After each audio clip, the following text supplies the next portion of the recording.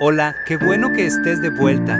El Colegio de Especialistas y Médicos Familiares número 21, con la colaboración de el Consejo Mexicano de Certificación, la Federación UONCA y la Confederación Iberoamericana de Medicina Familiar, presentan Hombro Doloroso, por el doctor Gilberto Morelos Martínez.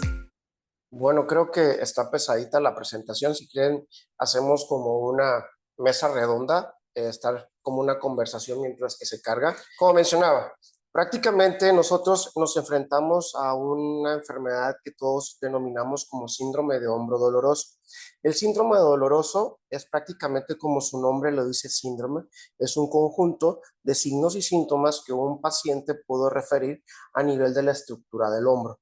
Principalmente esta patología se ve afectada por género, predominantemente en el sexo femenino, así como también por actividades de repetición que condicionan actividad por arriba de la estructura de la cabeza, y esto nos está condicionando de forma continua una lesión a nivel de la articulación del hombro, así como también acciones que comprometan una compresión, es decir, axial y poliaxial a nivel de nuestra estructura del hombro, nos va a producir una inflamación y por lo tanto un pinzamiento, así como también se va a acompañar de la famosa omalgia.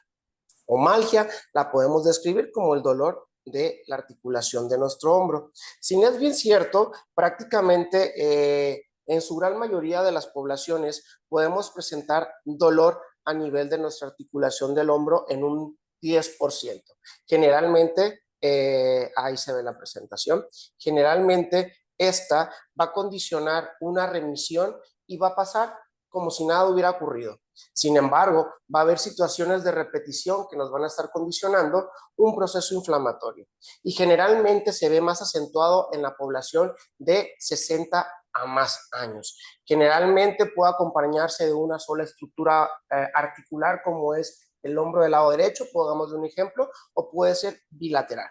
Como pueden ver en la presentación, sin embargo, este es el tercer sitio de consulta más taquillera en primer nivel, como segundo nivel, incluso hasta un tercer nivel. Si nosotros vemos un poquito de esta imagen, el del cuadro rosa, nosotros prácticamente en el instituto tenemos una referencia para incapacidades donde podemos visualizar que en este año, en este mes, perdón, de agosto, principalmente fue la principal causa a nivel nacional de síndrome de hombro doloroso, el manguito rotador. Si todos recordamos, el manguito rotador es una estructura muscular que se encuentra en la cabeza del húmero y está conformado por 4 estructuras musculares: el supraespinoso, el infraespinoso, el subescapular y el redondo menor. Y esto nos van a permitir dar un rango de movimiento. Como podemos ver en la diapositiva, prácticamente en la parte de abajo, las estructuras óseas que comprometen al hombro, estamos viendo la región superior del húmero, lo que es la glenoides que pertenece a la escápula, el acromio que pertenece a la escápula y la unión de la clavícula en su tercio externo, y nos va a permitir dar una estabilidad en la articulación. Si es bien cierto que esta articulación, al momento que no es tratada en tiempo y forma, puede condicionar una discapacidad, y esto permite haber afecciones en cuanto a rangos de movimiento, y sin embargo se acompaña de dolor de leve, moderado o intenso. ¿Podemos poner la siguiente, por favor? Esta imagen que les puse o este cuadrito es para hacer referencia a lo que mencionaba, que prácticamente factores acompañantes que pueden desencadenar una afectación en la articulación va a ser los ejercicios posturales, principalmente en la actualidad. La tecnología muchas veces es a favor, pero muchas veces va en contra, debido a que actualmente nuestra población juvenil no está muy acostumbrada a una actividad deportiva porque ya es una codependencia a la tecnología, y esto nos permite que la masa muscular permita que haya una disminución y una sobrecarga a nivel de la estructura de cápsula y de ligamentos, y esto nos pueda condicionar a esa inflamación de la bursa y por ende un proceso de dolor.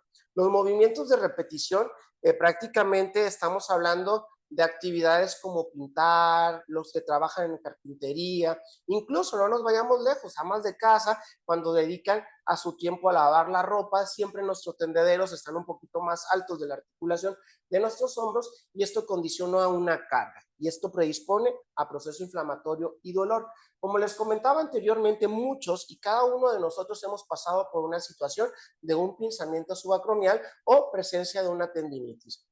Esto permite que nuestras articulaciones se vayan modificando debido a que nuestra articulación de hombro es la parte más expuesta a la que todo mundo realizamos una carga, lo que todos hacemos un movimiento para nuestro hacer diario. ¿Podemos pasar la siguiente, por favor? Hay diferentes tipos de acromio en los cuales nos pueden condicionar un pinzamiento. En la primera imagen, que se llama A, podemos ver que está verticalizado, que es la posición más anatómica y funcional, debido a que la articulación glenohumeral permite tener un poquito mayor de movimiento y al hacer el movimiento de abducción o elevación frontal, pues prácticamente no permite una fricción continua sobre la estructura muscular del supraespinoso en este caso. Vamos a ver que en la posición B está un poquito curvo, lo cual reduce el espacio articular del acromio con la cabeza humeral, que de forma normal tiene que existir un espacio alrededor de 2 a 3 milímetros para que permita un adecuado deslizamiento al hacer los movimientos de nuestro hombro. Cuando se forma en la fase 3, es una osificación que permite hacer un gacho muy pronunciado al momento que hace una aducción, digamos, aproximadamente 80, 90 grados, pues permite que esa espina o excedente que se formó en el acromio choque con la cabeza del húmero y esa fricción continua haga el efecto como un trapo que estamos lave, lave, lave, lave.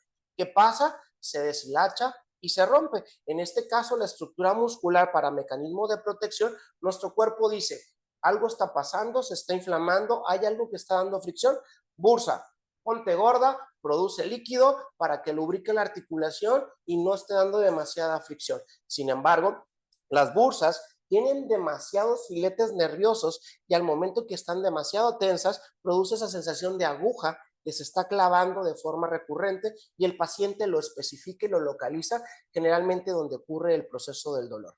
¿Me pasa la siguiente? La siguiente. La variación en cuanto a la glena, si podemos ver en la presentación, el E0 es la posición normal, está prácticamente verticalizada, le permite dar un adecuado movimiento de la cabeza del húmero y esto no nos permite hacer una fricción sobre el rodete glenoideo o en el labrum que permita hacer un pinzamiento o la cesación del dolor intraarticular que muchos pueden percibir, principalmente a la rotación externa. En el E1 podemos ver que al momento que el manguito rotador tiene una discapacidad, prácticamente el supraespinoso, pongamos ejemplo, permite que la cabeza del húmero ascienda y está haciendo una fricción en una cavidad que no estaba diseñada para ese movimiento de rotación. Y esto permite un desgaste y permite que se haga una inestabilidad a nivel de nuestra articulación y por lo tanto desarrolle esa bursitis y desarrollo de dolor. En cada uno de los numerales siguientes podemos ver que dependiendo de la fricción que tenga la glena, va a tener con la cabeza del húmero una excavación y va a permitir que se vaya dando un desgaste. Como mecanismo de respuesta, nuestro cuerpo siempre va a mandar una señal para protección. Si hay demasiado dolor, pues posicionamos nuestro hombro en una forma cómoda en la cual no despierte dolor para su actividad. Pero esta posición antiálgica, como lo denominamos, va a desencadenar a una hipotrofia muscular. Con el tiempo va a dar una capsulitis, se va a fusionar ese movimiento y por lo tanto puede llegar a una evolución de un hombro congelado. Hábitos, podemos ver que prácticamente los pacientes que consumen tabaco, en múltiples estudios se ha observado que el tabaco condiciona a una hipoxia tisular, por lo tanto no permite una regeneración adecuada de cada una de las estructuras musculares como tendinosas, así como también una disfunción de la microcirculación de los tendones y los tejidos y por lo tanto nos puede dar problemas en cicatrización. Problemas deportivos, prácticamente una de las condiciones que llevan a repetición, digamos, béisbol, voleibol, incluso hasta la natación o todos los que realizamos alguna actividad deportiva en gimnasio, si estamos trabajando de cierta forma la región pectoral más que trabajar la región del hombro, este desplazamiento tóraco escapular va a condicionar una sinergia en el cíngulo y por lo tanto se va a reflejar en un síndrome de hombro doloroso. La cafeína, prácticamente como tal, todos dirán, pues la cafeína es un antioxidante, ayuda a reducir el proceso inflamatorio, pero también se ve implicado algunas enfermedades como es la famosa fibromialgia, que nos condiciona que la cafeína, al igual que taurina y otras sustancias que con conservas, van a desencadenar la liberación exagerada de adrenalina y noradrenalina, que van a condicionar a un vasoespasmo y por lo tanto un proceso inflamatorio. Es por ello que la etiología del síndrome de hombro doloroso se considera multifactorial, que en el transcurso de la charla lo vamos a ir desencadenando.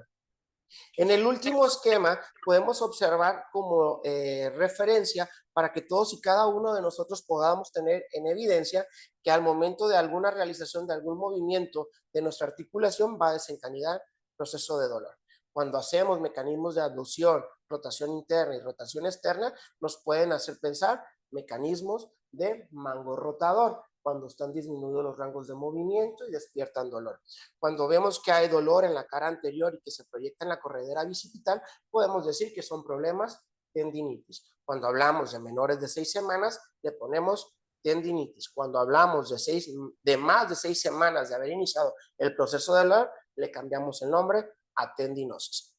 La hipersensibilidad en la región anterior y posterior de nuestro hombro, pues esto se va a deber a las bursas inflamadas que pueden condicionar un dolor en corredera o puede verse también afectada la región cervical debido a que es un componente auxiliar para el rango de movimiento de nuestro hombro. Es muy importante que tengamos en cuenta esta situación porque no propiamente el dolor de hombro es significativo que sea únicamente hombro. Puede haber cervicobraquialgias o cervicalgias que condicionen desarrollo de afectación en la estructura de nuestro hombro.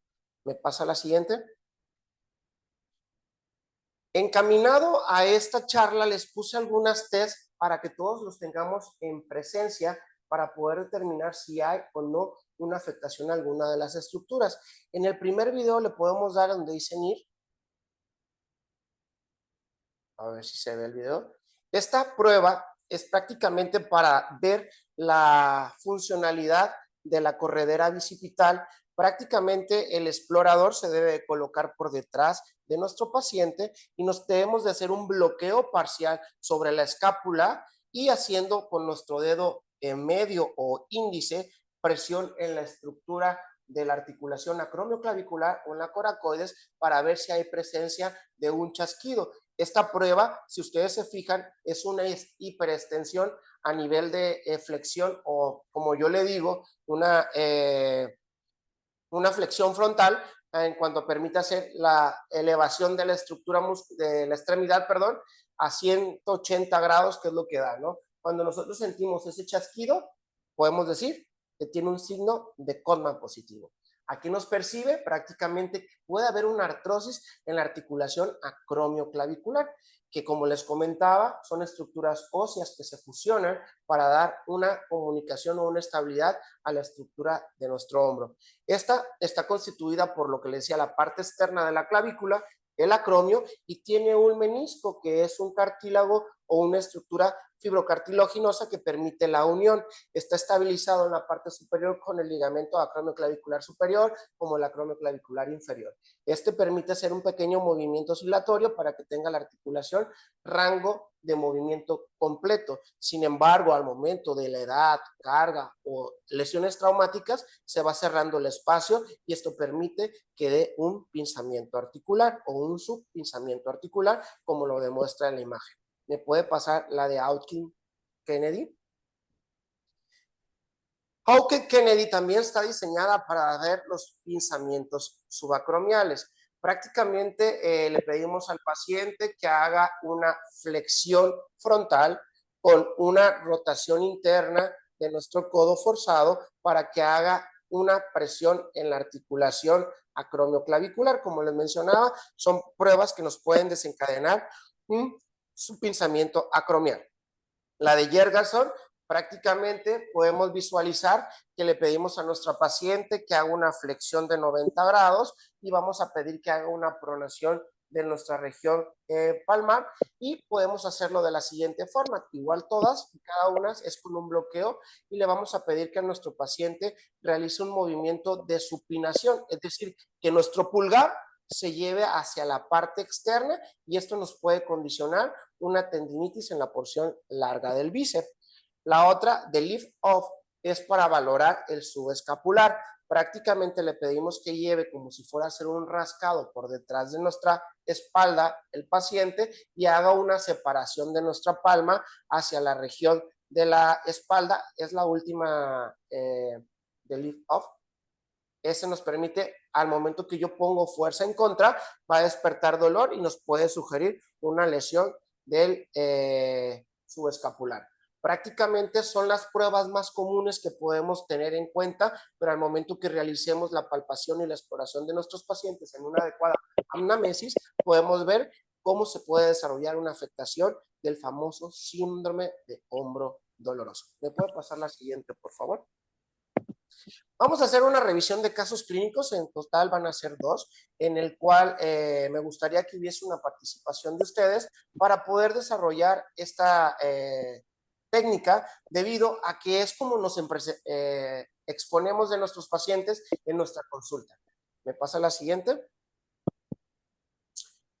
El primer caso, pues estamos hablando de un paciente femenino de 51 años que es promotora, que prácticamente brinda una atención al cliente de religión católica y de hemotipo tipo A positivo. ¿Alguno de ustedes considera algo importante a nivel de la ficha clínica? Pues que es mujer. Aparte de que es mujer. Su actividad de promotora, siempre llevan Promotora. Promotora. ¿La edad? Ok, perfecto. ¿Por qué es interesante nosotros tener en cuenta una ocupación? Por las actividades Las que actividades realizan. que realiza. acción de repetición sobre la articulación.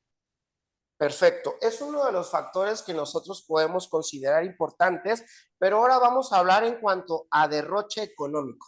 Es importante que nosotros sepamos a qué se dedica cada uno de nuestros pacientes para una reincorporación a su actividad o en su defecto limitarlo a su actividad.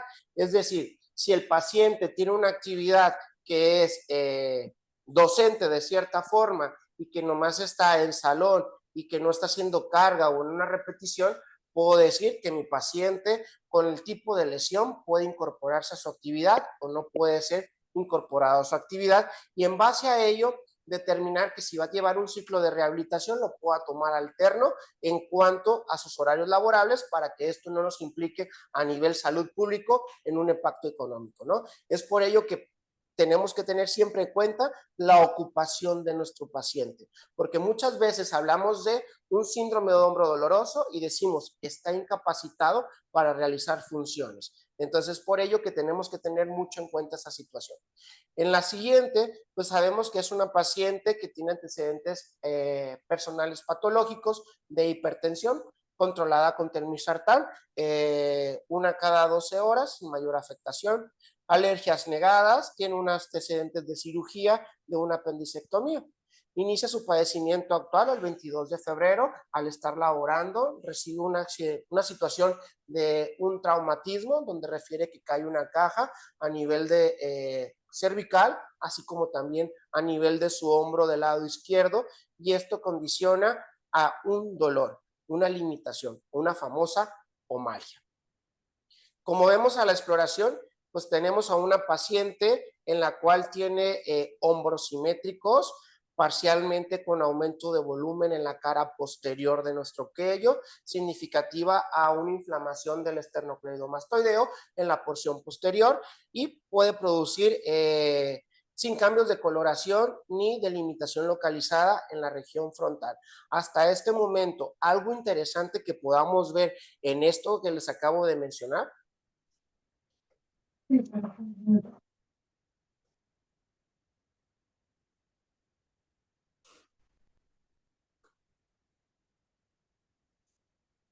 ¿No?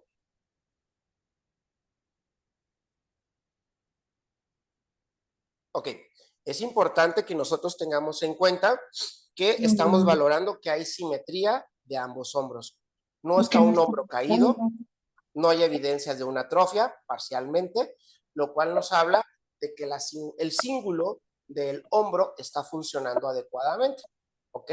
Está produciendo una contractura en la región posterior del esternocleidomastoideo que puede dar por sí sola una contractura cervical, una contractura o una cefalea occipital que se puede irradiar frontal o a mandibulares, que esto nos puede condicionar una cervicobraquialgia, ¿no? Al momento que estamos valorando el hombro, podemos visualizar que sus rangos de movimiento tienen una elevación frontal de 80 grados. Esto nos habla de que está limitado su movimiento. Una extensión de 35 grados, una abducción de 80 grados, una rotación interna de 20 grados, una rotación externa de 15 grados.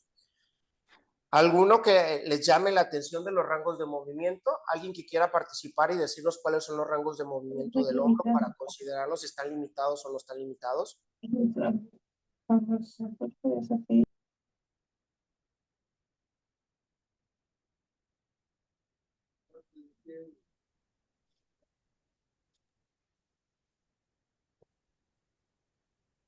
¿Alguien sabe cuánto es la flexión?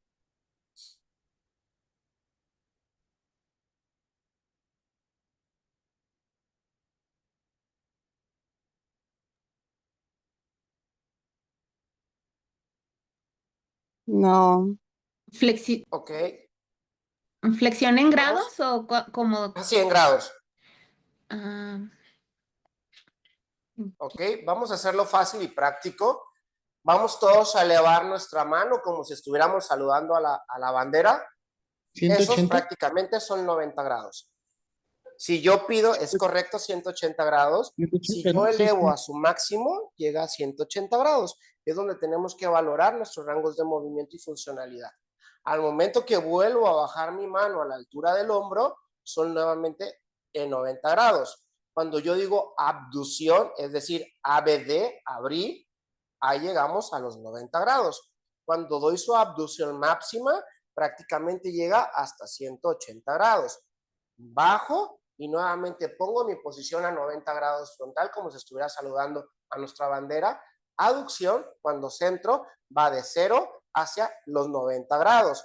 Nuevamente, si yo bajo o dejo mi posición de saludar a la bandera, hago una retropunción o doblo mi codo, y si roto lo que es la palma hacia atrás, estoy haciendo una rotación externa, y la rotación externa puede oscilar entre los rangos hasta 90, hasta 180, si damos un movimiento completo en plano frontal y sagital.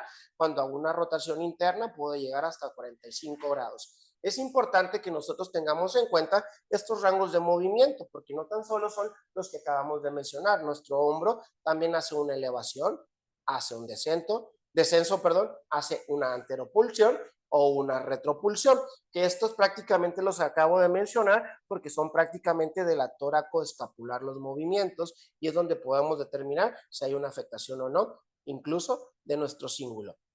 Prácticamente nosotros estamos viendo en las imágenes, nuestra paciente tiene una elevación frontal de los 85 grados, una abducción de 80 grados, una rotación interna comprometida prácticamente alrededor de los 15 grados, y estamos viendo que tiene una incapacidad para tocarse o para llegar al peinar. ¿Ok? Vemos que está el espasmo paravertebral, como ya lo mencioné, dolor en la articulación esternoclavicular, y vamos a ver que presenta dolor en la acromioclavicular. ¿Qué estudios de imágenes son los ideales que debemos de tomar para llegar a un diagnóstico a nuestro paciente?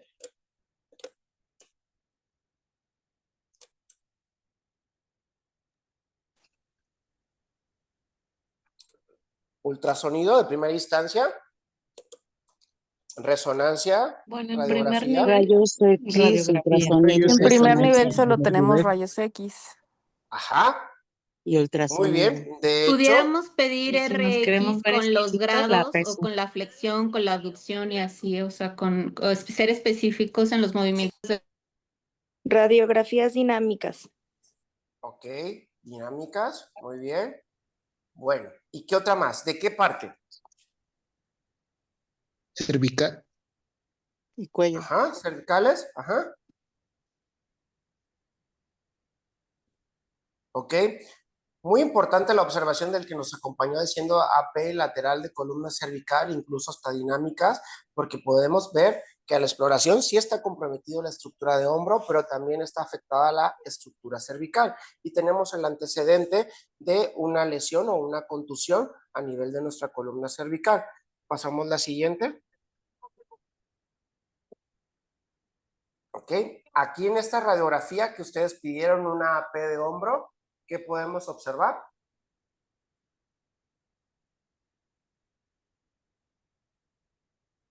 Voy a tener que irme así. ¿Mandé?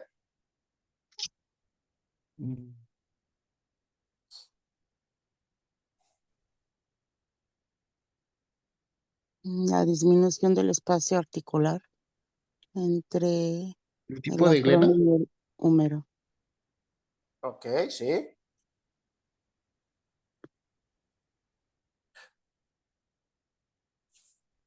Me pasa a la siguiente. Esa es una proyección AP de nuestro hombro. Me pasa a la siguiente. Estamos viendo que hay una artrosis acromioclavicular.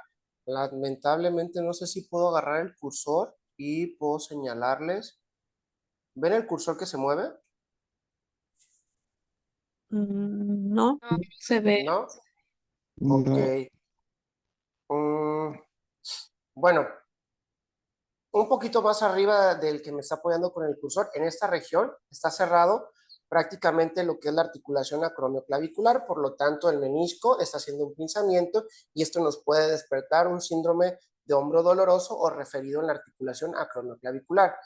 En la parte del acromio, en la parte de arribita, un poquito arribita, esa curvatura blanca que se ve de densidad, eso se llama ceja. Y al momento que se ve muy marcado es como si estuviéramos hablando de una callosidad por la fricción que está teniendo la cabeza del húmero y choquetea con lo que es la región del troquíter y hace un engrosamiento. Entonces tenemos una artrosis del acromio. ¿Me pasa la siguiente? La siguiente. Si vamos en la parte distal del acromio, se ve como si fuera una pequeña gota que se formaba anteriormente en los refrigeradores, en el congelador. En nuestra infancia, cuando se congelaba y se descongelaba, se quedaba una gotita. Pues hace el mismo efecto al momento que hace una abducción, prácticamente choquetea la cabeza del húmero en la región del acromio. ¿Me pasa la siguiente? Y estamos viendo que hay una artrosis también en la articulación glenohumeral. En la parte de abajo, donde está la glena en el borde inferior, más abajo, abajo, abajo, abajo, abajo, en la parte interna, esa parte, ahí también está un osteofito. Ahí nos está permitiendo de que está chocando en nuestra cabeza o está teniendo demasiada fricción en la articulación. Y esto es reflejo de estas 3 características o 4 características de artrosis. Nos habla de que probablemente nuestro mango rotador tenga una afectación crónica. Es decir, ya no es itis, ¿cómo se dice? Se dice osis. Una tendinosis. Entonces tenemos una tendinosis de nuestro mango rotador. ¿Me pasa la siguiente? Esa es una proyección AP de nuestra columna cervical, en la cual podemos ver y lateral de nuestra columna cervical.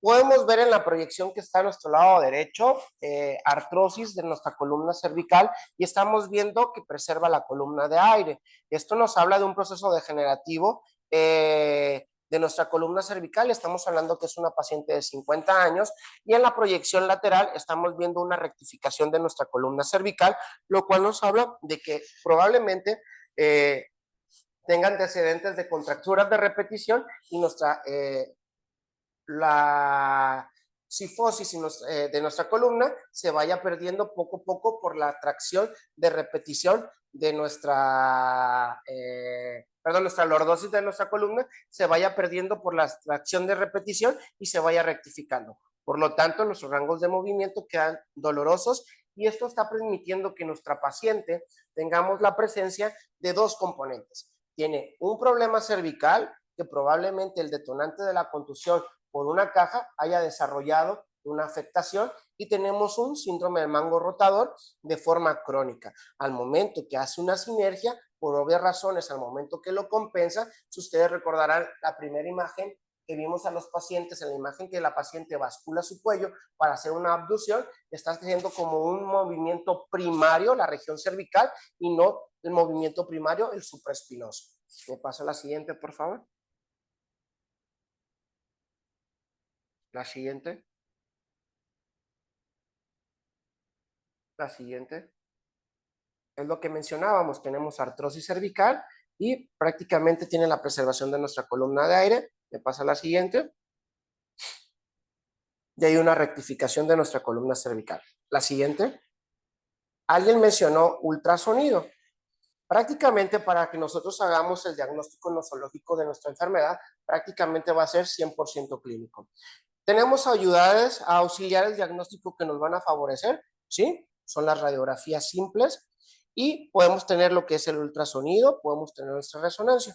Tanto el ultrasonido como la resonancia son estudios que tienen una similitud en cuanto al diagnóstico para la enfermedad de síndrome de hombro doloroso. La única diferencia son los costos, que prácticamente en el ultrasonido podemos visualizar, como es en esta imagen, la primera, esa pequeña curvatura o esa muesca que se encuentra donde dice arribita de CBP, prácticamente es la corredera bicipital, donde podemos ver que hay una esclerosis, lo cual nos condiciona un aumento en la trama. Si ustedes se fijan que transversalmente nos está condicionando un engrosamiento de los tejidos, y eso da el reflejo como esas sombras demasiado marcadas o como hilos de plata sobre la estructura muscular o tendinosa, y nos habla de un reflejo crónico. Alrededor podemos ver como una sombra hipocoica y que tiene unos bordeados. Esa es la famosa bursa, y esto nos habla de que el mecanismo de defensa y protección se puso gorda para producir líquido y permita un mayor deslizamiento de la estructura muscular del manguito rotador y no nos lleve a desarrollar una ruptura o un desgaste más pronunciado. Sin embargo, como es crónico, ha permitido que nuestro cuerpo se haya reparado. Donde dice PLPCB, prácticamente es la porción larga del bíceps. En la parte de abajo podemos ver de su lado derecho muy densa una línea que corre. Eso es un proceso crónico, pero si vemos más hacia el interno, podemos ver como si fueran unas burbujas que se encuentran de aire entre el tendón, y esto nos habla de un proceso agudo, que quiere decir que hay ruptura parcial de la porción larga del bíceps. Si nos vamos en la parte donde dice subescapular, podemos encontrar que prácticamente hay una ruptura parcial en la parte inferior, porque se ve perfectamente granulado los hilos de plata, y esas burbujas condicionan una discontinuidad en la parte medial de la derecha, de la izquierda hacia el centro. Podemos encontrar arribita donde dice la flecha de subescapular, esa parte se encuentra una ruptura. No hay una comunicación o una continuidad, entonces estamos hablando de que hay una ruptura en la porción larga del bíceps y el subescapular. Entonces podemos llegar a un diagnóstico con nuestra paciente que tenemos problemas, que es una cervicalgia que está presentando de forma crónica, que yo lo diría que es una cervicobraquialgia, porque está permitiendo que haga una vasculatura de nuestro hombro. ¿Y por qué era importante que yo les decía que era simétrico? Porque prácticamente la discontinuidad o la lesión que está conllevando a la limitación de la función de la articulación de nuestro hombro es por un problema cervical, que está comprometiendo a los plexos cervicales para mandar la señal de decir fuerza, sensibilidad y movimiento, que por ello está condicionando ya una afectación en corto tiempo por la disfunción de un síndrome de hombro doloroso. En este caso es una tendinosis, ¿ok? Por una ruptura parcial de la porción larga del bíceps y del subescapular. ¿Me pasa la siguiente? En este caso, ¿tienen alguna duda de lo que platicamos? A mí es importante que ustedes puedan decirme si tienen dudas en cuanto a una interpretación de una radiografía, que es la primo entrada que todos tenemos que tener en cuenta para tomar una decisión si hay una afectación en la estructura articular o es a nivel cervical.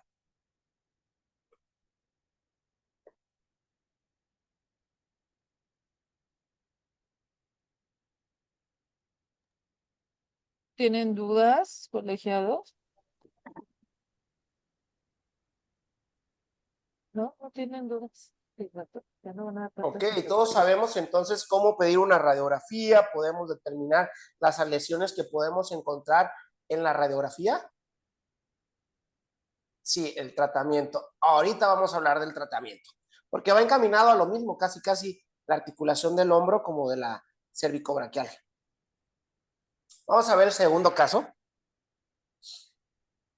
Este se trata de un caso masculino de 37 años, es cargador, de religión católica, hemotipo tipo B.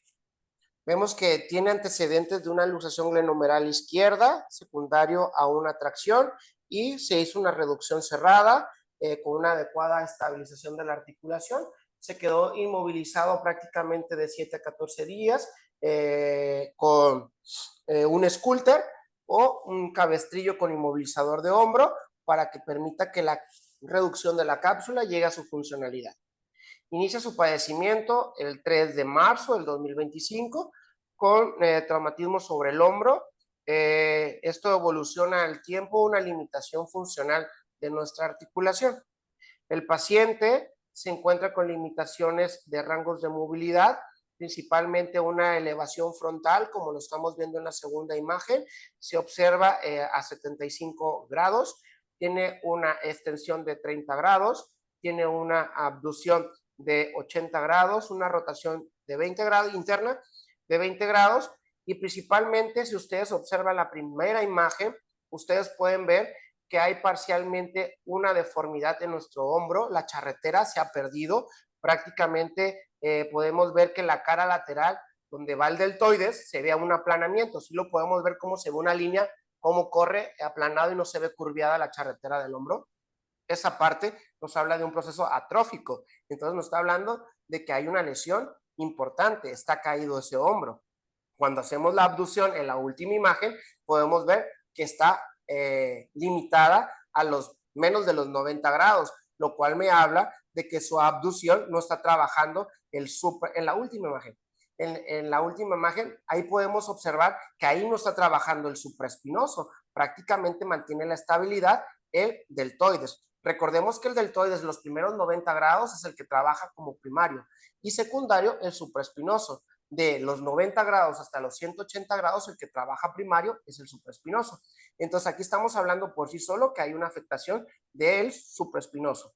Entonces, prácticamente nos puede condicionar que haya una ruptura parcial o completa del músculo, del manguito rotador, y estamos encontrando dolor en la articulación acromioclavicular referida y con un signo de Codman positivo. El signo de Codman positivo es reflejo de una artrosis. Tenemos una rotación externa que siente la sensación de signo de apresión. ¿Alguien me puede decir qué significa el signo de apresión?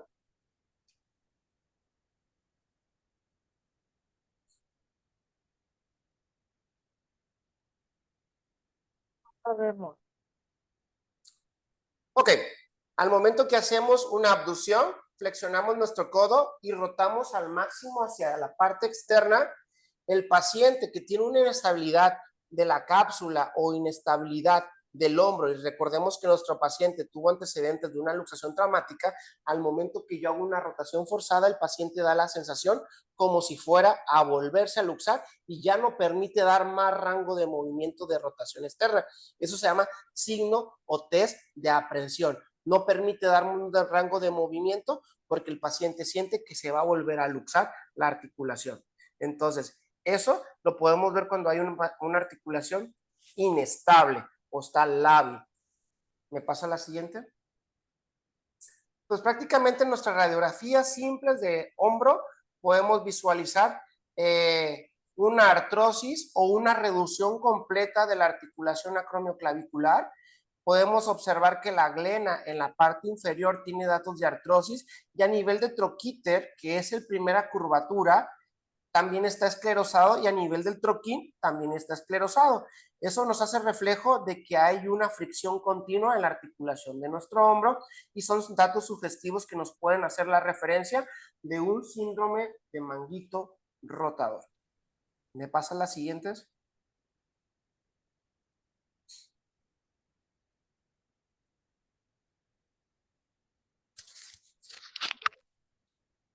¿ok?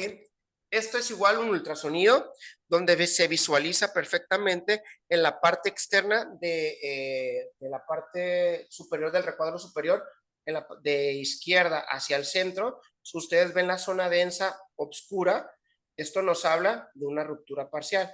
La sombra blanca que corre en la parte inferior, esto nos habla de la tendinosis, es decir, una ruptura que ha tenido una regeneración y ha hecho una fibrosis sobre el tendón. En la parte donde está marcado el óvalo de puntos verdes, esta es la corredera bicipital. Podemos ver que hay datos de calcificación, lo cual nos habla de que ha tenido demasiada fricción la corredera y ha permitido dar una calcificación sobre el tendón, y eso podemos decir que es una tendinosis calcificada. Ha permitido una disminución del engrosamiento del supraespinoso, lo cual nos habla de que ese músculo tiene una disrupción en el mismo. Si ustedes se fijan, la parte blanca que tiene en el centro y después en una corredera oscura, esto nos habla de una ruptura parcial del supraespinoso. Si lo vemos en una proyección más cercana, prácticamente se forma una curvatura y podemos ver esa sombra como corre o como si fuera en el neumotórax, vemos las burbujitas, o cuando vemos una infección en partes blandas, vemos ese gas, pues prácticamente es lo mismo, hay una separación y esto nos permite hablar de una ruptura parcial de la estructura muscular del supraespinoso.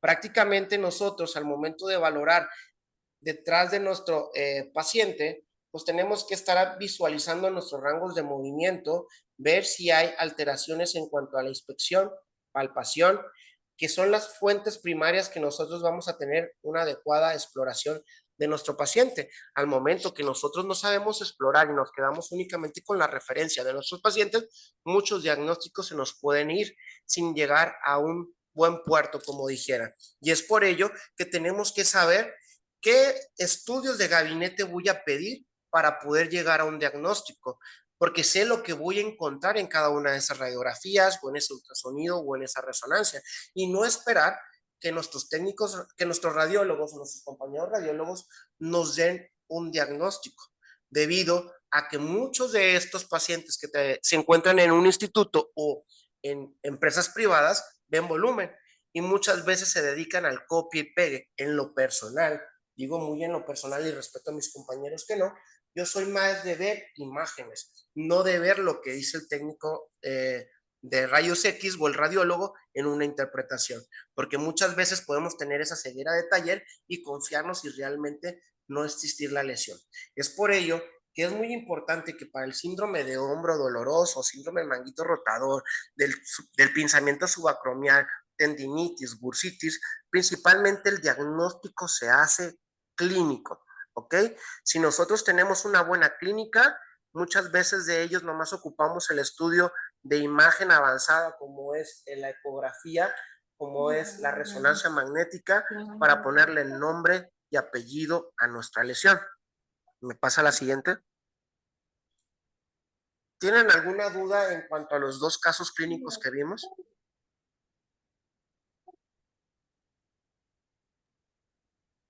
No. ¿Ok? Entonces podemos ver que tuvimos un caso clínico muy interesante, el primero, que no fue realmente un síndrome del mango rotador, un síndrome doloroso, sino que de hombro doloroso, sino que tuvimos una cervicobraquialgia que está permitida por la artrosis y la rectificación de nuestra columna cervical, que esto, si lo recordamos, como yo les digo a mis pacientes, la columna es un amortiguador de un coche. Si yo le pongo peso, permite que se colapse ese amortiguador. Entonces, nuestra columna cervical, al momento que se rectifica, no tiene una zona de carga adecuada, y ese bamboleo o ese pistoneo de la carga de la cabeza más las atmósferas permite que los espacios donde están los agujeros de conjunción se cierren y permita dar un pinzamiento en la estructura nerviosa.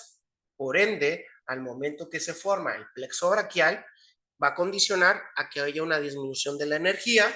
Por lo tanto, la mufa no está funcionando fuera de casa y no va a haber la energía suficiente para prender la luz para que haga su función la estructura muscular, ósea y articular. Es decir, cuando tenemos un falso contacto en los equipos electrodomésticos, parpadean o es baja la energía y se va a reflejar con dolor, disminución del rango de movimiento y alteraciones en cuanto a la sensibilidad. Es muy importante que tengamos en cuenta porque el dolor de la cervicromialgia puede correr hacia la parte distal de nuestra extremidad torácica o incluso puede ser referido únicamente en nuestra región de cuello y hombro. En el síndrome de hombro doloroso, prácticamente vamos a ver que hay alteraciones en cuanto a nuestra funcionalidad de la articulación y por lo tanto despierta dolor.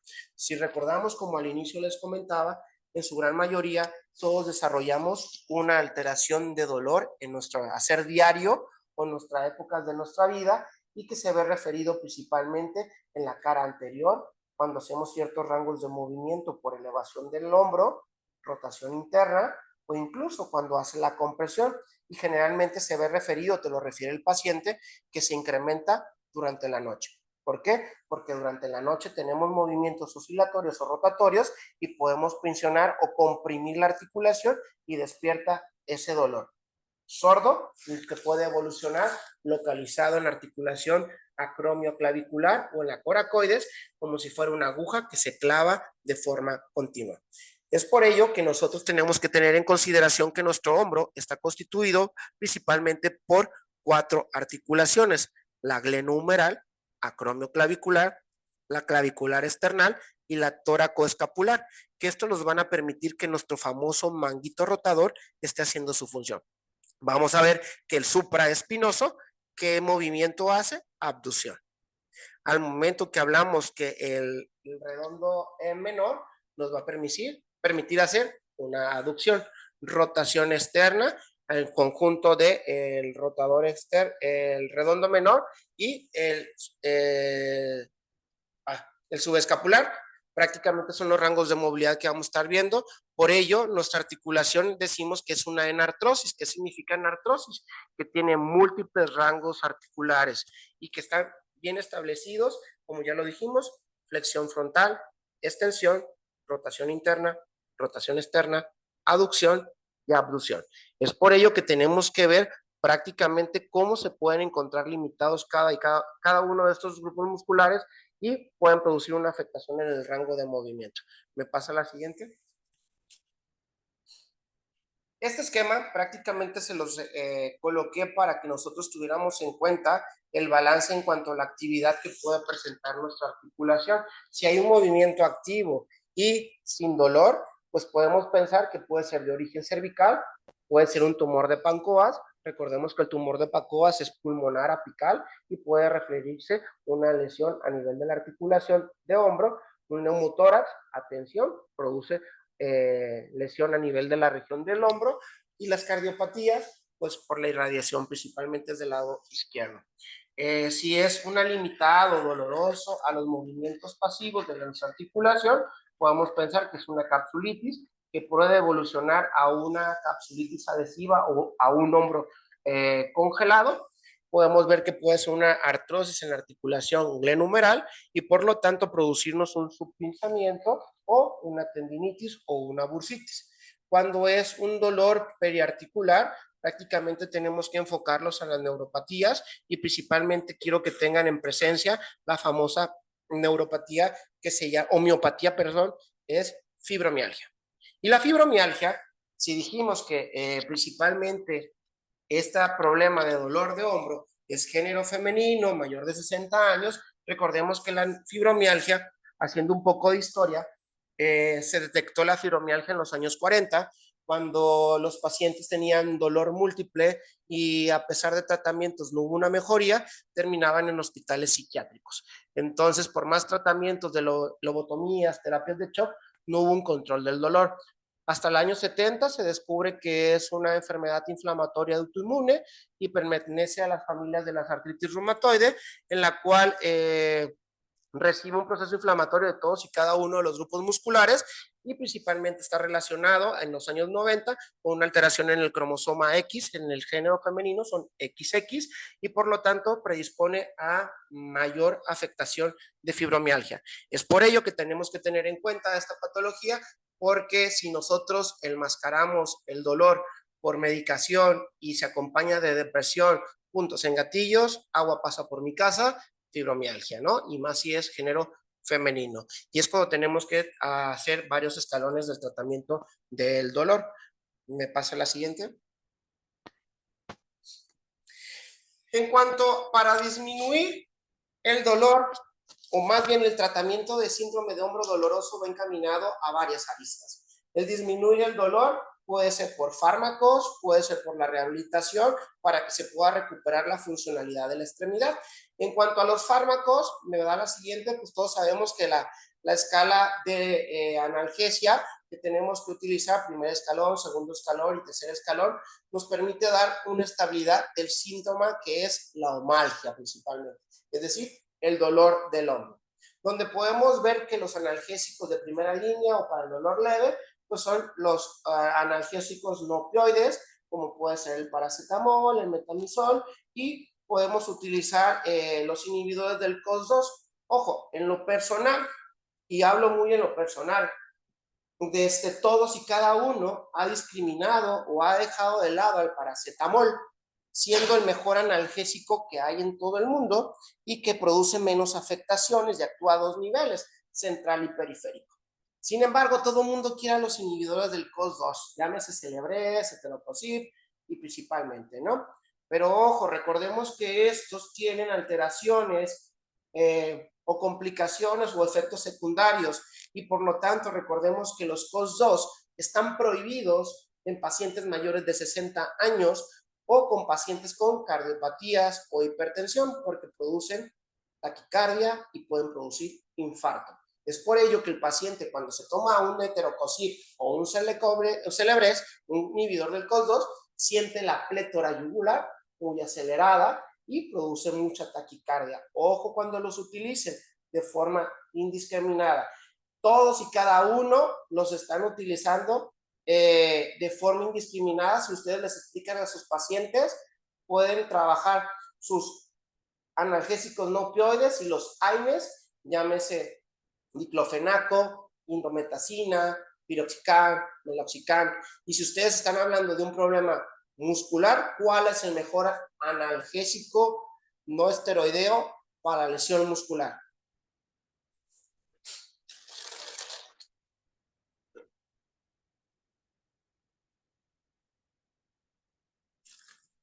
El mejor es la indometacina.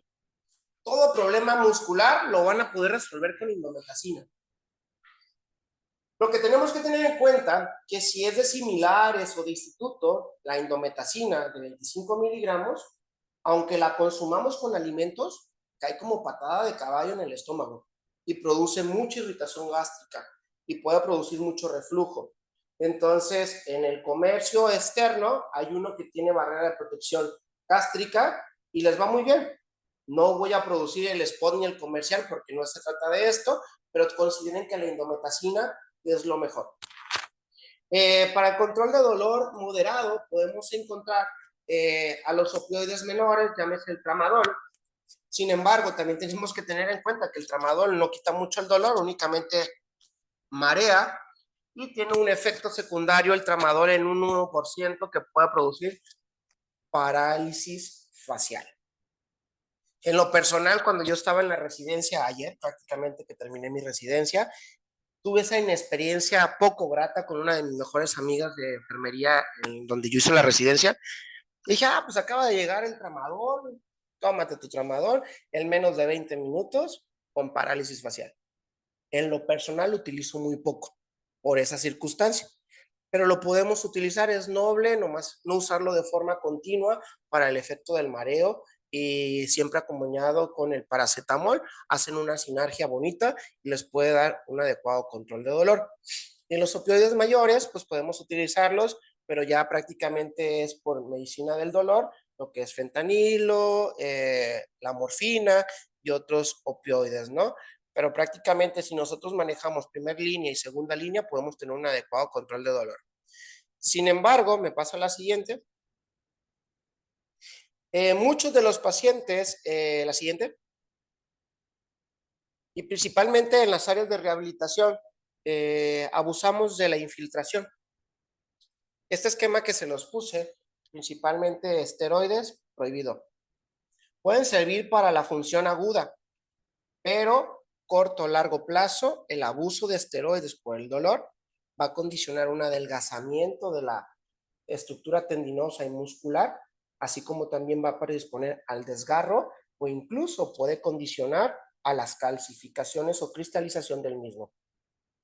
Es muy importante que la terapia de infiltración, les recomiendo más la viscosuplementación, que puede ser por dos vertientes, por farmacia, que es el ácido hialurónico, o por el concentrado rico de plaquetas, que es el famoso PRP, que prácticamente es lo que denominamos el rejuvenecimiento articular.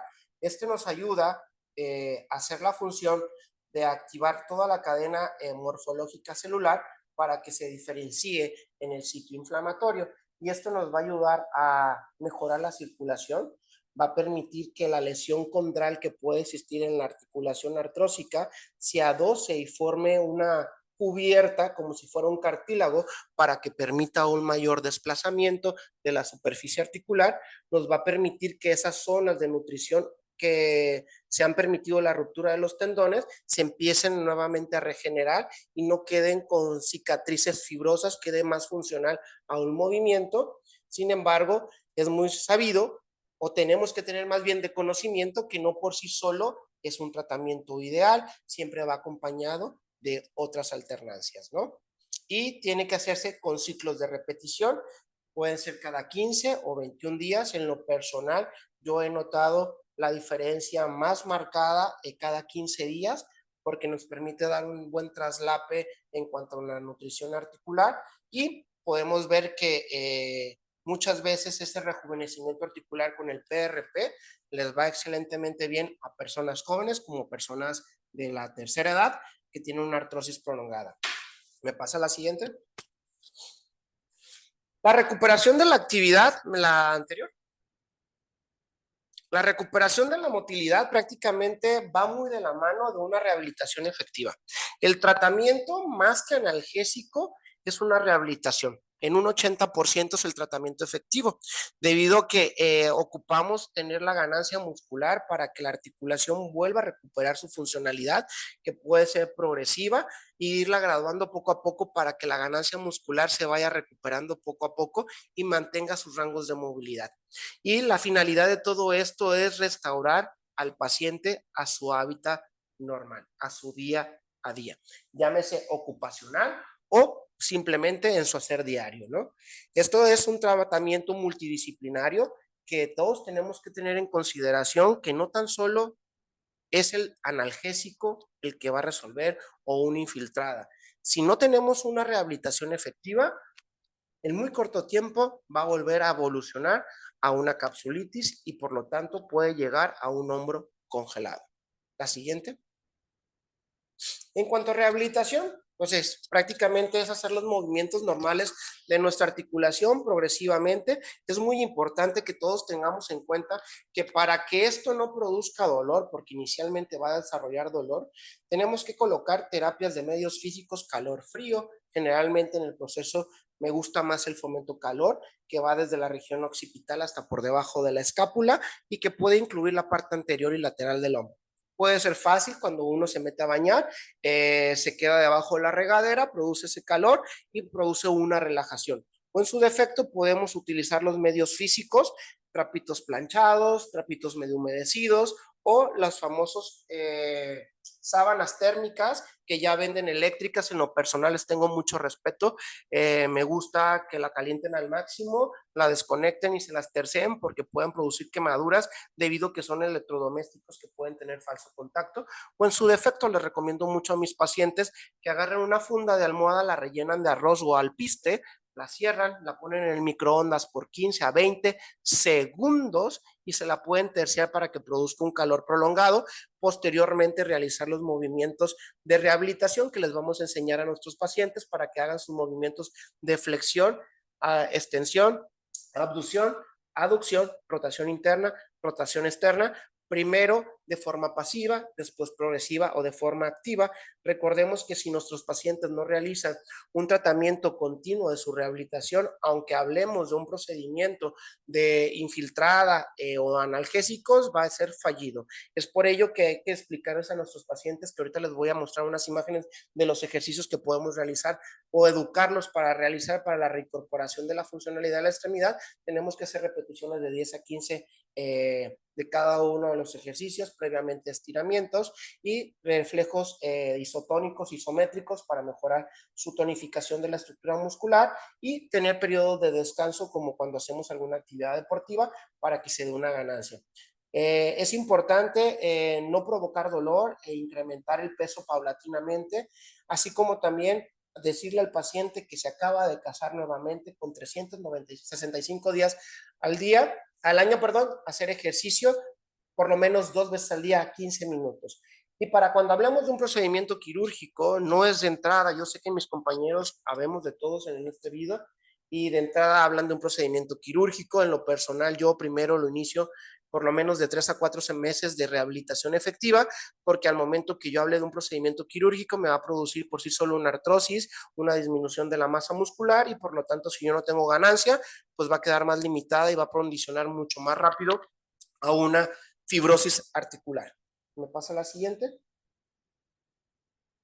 Esos son los ejercicios que podemos hacer, prácticamente son ejercicios pendulares, hacia adelante, hacia atrás, hacia adentro, hacia afuera, haciendo movimientos pendulares circulatorios, del más pequeño al más grande y del más grande al más pequeño, así como también llevar nuestros brazos a la altura de los hombros con una escoba, puede ser, por detrás de la espalda, hacer rotaciones o con la misma escoba que se ve, hacer estiramientos y movimientos de nuestra región cervical, haciendo los movimientos propios de la columna cervical. ¿Cuáles son? Flexión, extensión, rotación externa, rotación interna, tocar un hombro con una oreja, con el otro, y la circunducción.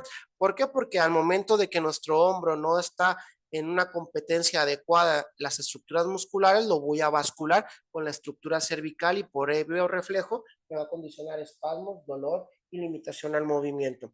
Los rangos de movimiento de nuestra articulación pueden iniciar de forma pasiva, sin peso, con repetición y progresivamente irle aumentando el peso a lo que tolera el paciente para tener una ganancia. Repito, si nosotros no tenemos una adecuada estabilidad o una cultura de nuestro paciente de mejorar su rehabilitación efectiva, no va a haber una mejoría del dolor. Es por ello que nosotros tenemos que educar a nuestros pacientes que sí y que no podemos hacer para que tenga un tratamiento asertivo y tenga una reincorporación efectiva a sus funciones. Es muy importante que tengamos en cuenta que al momento de que nuestra columna cervical, a pesar de que tengamos la lesión a nivel de nuestro hombro y no mejora, persiste con contracciones, hay que hacer el equipo de tracción cervical. Mucha gente le tiene miedo, es sencillo, es colgar a nuestro paciente con un aparato que hace la tracción hacia cefalocaudal y va a permitir que los espacios articulares se aperturen, así como también que las masas musculares pierdan su tensión y se relajen. Posteriormente su fomento caliente y la movilización activa de nuestra columna cervical va a permitir que vaya dando poco a poco su relajación y por lo tanto se controle el dolor. Muchas veces no omitamos que todo el mundo pensamos que el dolor que tenemos occipital, que se irradia frontal y mandibular es propiamente de un estrés, ¿no? Esto es un punto en gatillo que se está produciendo con contracciones de repetición a nivel cervical y probablemente secundario de un problema de un hombro. ¿Me pasa la siguiente? En conclusión, pues prácticamente recordemos que el síndrome subacromial prevalece siempre en un 70 o un 80% al momento que nosotros no desarrollamos la cultura de la relajación, el fortalecimiento, la actividad de rehabilitación, puede evolucionar a un síndrome manguito rotador, es decir, una tendinitis y posteriormente una ruptura del mango rotador y por lo tanto una disfunción de la actividad. Tenemos que tener en cuenta cada uno de los rangos de movimiento de cada una de las articulaciones que conforman al hombro para que podamos tener el conocimiento de qué estructura muscular puede verse afectada.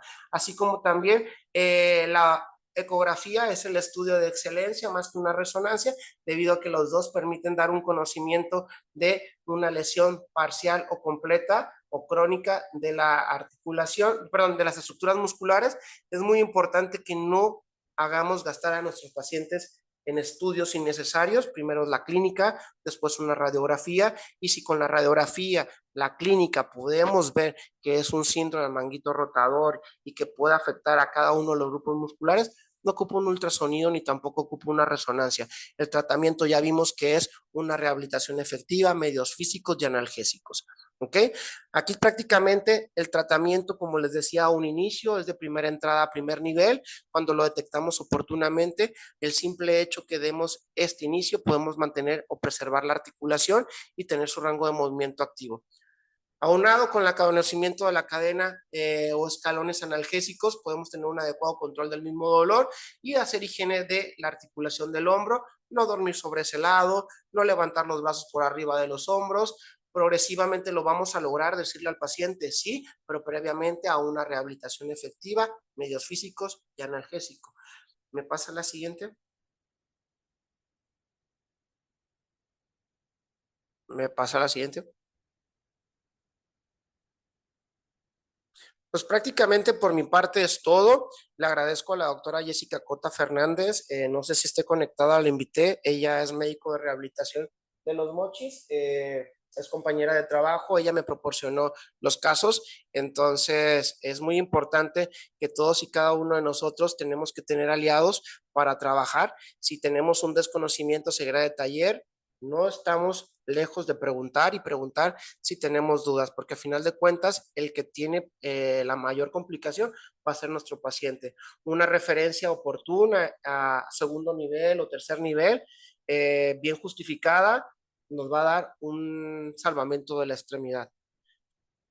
Por mi parte es todo. Les agradezco a OSEM 21 por invitarme a dar esta plática. Espero que haya sido un poquito productiva.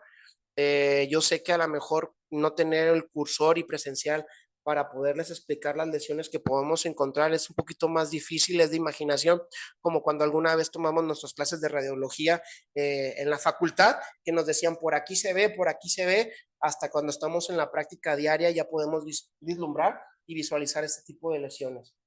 Es cuanto por mi parte.